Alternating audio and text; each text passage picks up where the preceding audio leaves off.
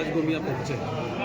निश्चित रूप से मैं गोमिया विधानसभा की जनता की तरफ से एनडीए के सभी पदाधिकारियों का और आजसू पार्टी के सुप्रीमो सुरेश जी का धन्यवाद दूंगा, जिन्होंने मुझ पर आस्था और विश्वास जताते हुए आजसू की तरफ से एनडीए के प्रत्याशी के रूप में गोमिया विधानसभा का प्रत्याशी बनाने का काम किया है। तो मैं एनडीए के सभी पदाधिकारियों का, आजसू के सभी पदाधिकारियों का और आजसू के केंद्रीय अध्यक्ष जी के प्रति आभार प्रकट करता हूँ और मैं उन्हें आश्वस्त करता हूँ, गोमिया विधानसभा की जनता आश्वस्त करती है कि निश्चित रूप से इस बार एनडीए के विधायक के रूप में डॉक्टर लंबोदर महतो फिर से झारखंड विधानसभा पहुँचने का काम करेंगे। आज कार्यकर्ताओं की बैठक हुई, क्या टिप्स दिया गया था? निश्चित रूप से आज एक कार्यकर्ता की बैठक थी और इस कार्यकर्ता की बैठक में आगामी 24 अक्टूबर 2011 को हम लोगों ने नामांकन कार्यक्रम रखा। तो उस नामांकन कार्यक्रम में मेरे कार्यकर्ता, मेरे पदाधिकारी, मेरे शुभचिंतक, मेरे सभी साथी उस नामांकन कार्यक्रम में आकर हमें आशीर्वाद दें, यही आग्रह, यही विनती करना था। उसी को लेकर आज हम लोगों ने गोमिया विधानसभा के 36 पंचायतों में 1 लाख मत लाने का टारगेट आप? निश्चित रूप से इस बार का 2 नारा, एक नारा कि नाय चलतो बाहरी उम्मीदवार नाय चलतो, दूसरा नारा है अब की बार 1 लाख पार। तो दोनों नारे को इस बार गोमिया विधानसभा की जनता पूरी तरह से सार्थक करेगी। मापदंड विकास निश्चित रूप से सर्वजन विकास और सभी लोगों का सेवा, ये हम लोगों का नारा है। बहुजन हिताय, बहुजन सुखाय, ये हम लोगों का नारा है। निश्चित रूप से हम लोग गोमिया विधानसभा के सर्वांगीण विकास के लिए हम लोग और यहाँ की जनता फिर से लंबोदर महतो को विधायक बनाने का काम करेंगे। अभी भी कुछ वादे अधूरे हैं सर, जैसे कि चतुर्चट्टी महुआ प्रखंड नहीं बन पाया है।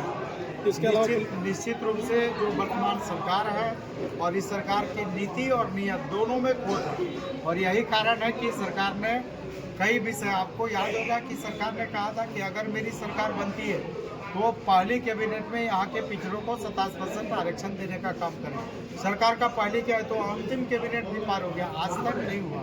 ये सरकार 1932 कत्यान आधारित स्थानीय नीति लागू करने की बात करती रही, 1932 कत्यान आधारित स्थानीय नीति लागू नहीं हुआ, जातीय जनगणना नहीं हुआ, यहाँ के पिछड़ों को 27% आरक्षण नहीं मिला।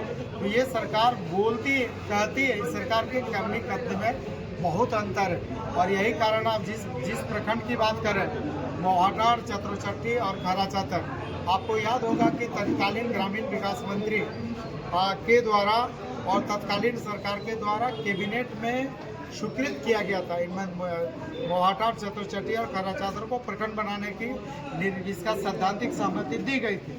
लेकिन वर्तमान सरकार नहीं चाहिए, और वर्तमान सरकार के नहीं चाहने के कारण न तो मेरा बेरमो अनुमंडल जिला बन सका, न मोहाटार, चतुर्चट्टी और खराचातर मेरा प्रखंड बन पाया, न मेरा खराचातर ओपी बन पाया। तो ये सरकार की करनी कतनी में अंतर है, इसकी नीति नियत में खोट है। यही कारण है कि आज मेरा न तो ब्लॉक बन पाया न जिला बन पाया। इसके अलावा सर 5 से 7 सालों से तेनुघाट ITI भी चालू नहीं हो पाया था। निश्चित रूप से तेनुघाट ITI है, कसबार ITI है, उसको चालू करना था। तेनुघाट डैम को पर्यटन स्थल के रूप में पतरातू डैम की भांति उसको विकसित करने का प्रस्ताव था।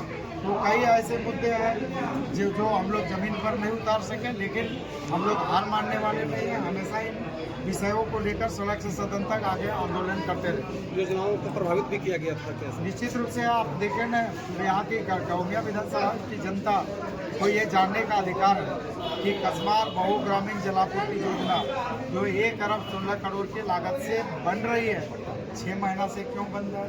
इसका जवाब सरकार में शामिल लोग, जिला प्रशासन और राज्य प्रशासन और पेयजल विभाग को ये जवाब देना चाहिए कि कसबार की पेयजलापूर्ति योजना जिसमें 70,000 लोगों को पानी मिलता, इन 70,000 लोगों को पेयजल से किसने वंचित रखा?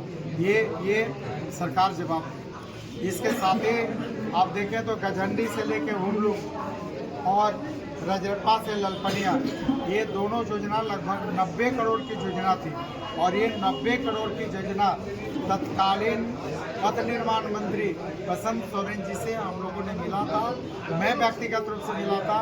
बसंत सोरेन जी पथ निर्माण मंत्री के हैसियत से उन्होंने दोनों सड़कों का अनुमोदन किया था। लेकिन अनुमोदन के बाद आज जमीन पर नहीं हो पाया, न उसकी प्रशासनिक स्वीकृति की चिट्ठी निकली, न टेंडर हुआ, न काम चालू हुआ। सरकार बताए कि किसके दबाव में, किसके कहने पर ये योजनाएं जमीन पर नहीं उतरी। सरकार ये बताए कि चौड़ा जलाशय योजना का क्या हुआ, किसने चौड़ा जलाशय योजना का सर्वे करने वाली दिल्ली CWC की टीम को मारपीट करने का काम किया, माथा फोड़ने का काम किया, किसने भगाने का काम किया। तो ये ऐसे विषय हैं कि कुछ लोग को विकास पसंद नहीं है, कि लोगों को पसंद है डिवाइड एंड रूल, कैसे घर घर में लड़ाने का काम करें, भाई भाई में लड़ाने का काम करें, कैसे भाई भाई में लड़ा के हम वोट प्राप्त करने का काम करें। उनके लिए विकास से ज़्यादा महत्वपूर्ण वोट है, और मेरे लिए वोट महत्वपूर्ण नहीं है। मेरे लिए महत्वपूर्ण है विकास, मेरे लिए महत्वपूर्ण है जनसेवा, और मैं वही काम करता हूँ। ललपनिया का ठेकेदारी सर, ललपनिया का आप देख लीजिए, ललपनिया ज़्यादा बेहतर होगा। मेरा सुझाव होगा कि ललपनिया के लोग, वहाँ के जो मूलवासी है, वहाँ के जो आदिवासी है, वहाँ के जो विस्थापित है, उन लोगों से पूछा जाए कि पहले इन लोगों की वहाँ पर ठेकेदारी चलती थी। ये लोग, छोटे मोटे लोग वहाँ पर ठेकेदारी करके अपना रोजी रोटी, रोजगार और रोजी रोटी चलाने का काम करते थे। आज वहाँ के मूल विस्थापित, जिनके ज़मीन पर TTPS प्लांट बना हुआ, जो विस्थापित हुए हैं, जिनके जो धुआं खा रहे हैं, ऐसे लोग आज ठेकेदारी से वंचित हो गए। और वहाँ पर एक ही व्यक्ति, एक ही परिवार के अपना सगा संबंधी, भाई, साला, ससुर, बेटा, पिए जितना रहता है, सबके बीच में आप नया वेंडर कोड बनता है, बिना एक्सपीरियंस का काम मिलता है, और अरबों का गोमिया विधानसभा के लोगों का हक और अधिकार छीनने का काम करता है। ये गोमिया विधानसभा की जनता को ये तय करना है कि हमें कैसा विधायक चाहिए। यहाँ के लोगों का हक अधिकार छीनने वाला चाहिए, यहाँ के लोगों का ठेकेदारी छीनने वाला चाहिए। तो निश्चित रूप से ये विषय आत्ममंथन करने का है। तो ये विषय गोमिया विधानसभा की जनता आत्ममंथन करे और जवाब देने का। सत्ता का दुरुपयोग हुआ है, निश्चित रूप से सत्ता का दुरुपयोग हुआ है, सत्ता का दुरुपयोग हुआ है। और आप TTPS ललपनिया का तहकीकात करें। मेरे ये कहने में कोई ये नहीं है कि समय का इंतजार करिए, वक्त का इंतजार करिए। आने वाले समय में TTPS ललपनिया में भी आपको बहुत बड़े घोटाले का उजागर होगा, और कई सफेदपोश लोग जेल के अंदर होंगे। जो लोग कहीं और जाने का सपना देख रहे हैं, ये कहीं और नहीं जाके जेल के अंदर जाएंगे। कई सफेदपोश लोग जिन्होंने ललपनिया को लूटने का काम किया है, ललपनिया को बर्बाद किया है, ठेका में, आपूर्ति में जिन्होंने अनियमितता किया, ऐसे लोग कहीं और जहाँ जाने का सपना देख रहा है, वो जेल जाने का सपना देखेंगे और जेल में जाएंगे। कोयला चोरी का कुछ नहीं हुआ। कोयला चोरी आप देख लीजिए क्या हो रहा है पूरा गोमिया विधानसभा में। आप ट्रक का ट्रक लग रहा है, ट्रक का ट्रक जा रहा है, किसका जा रहा है, कौन चला रहा है, किसका जा रहा है। वहाँ की जनता से पूछ लीजिए कि बता देगा कि कौन कोयला चोरी में संलिप्त है। धवैया के ग्रामीण से पूछिए, बता देंगे कि किस तरह से जमीन पर भी लोगों का नज़र रहता है, जमीन भी लूटने का कोशिश करता है, जमीन भी लूटता है। और चूँकि वहाँ कोयला जुड़ा हुआ है, कोयले से संबंधित मामला है और कोयला पर ज़्यादा नज़र है, तो निश्चित रूप से धवैया की जनता से पूछिए, वो बता देंगे कि कौन लोग हैं, किनके नाम पर। धवैया का जमीन धवैया के ग्रामीणों का ही हो सकता है, वहाँ के मूलवासी का ही हो सकता है, वहाँ के मूल रैयतों का हो सकता है, बाहरी लोगों का नहीं हो सकता। तो कैसा कुत्सित प्रयास किया गया, ये धवैया के लोग ही बताते हैं। नॉमिनेशन का क्या तैयारी है?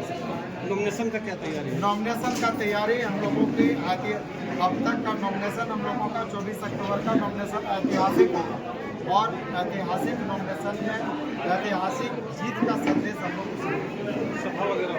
सभा वगैरह निश्चित रूप से जनसभा होगी, और जनसभा में राज्य के NDA के कई बड़े नेता भी शरीक होंगे और अपनी बात यहाँ की जनता के साथ रखेंगे।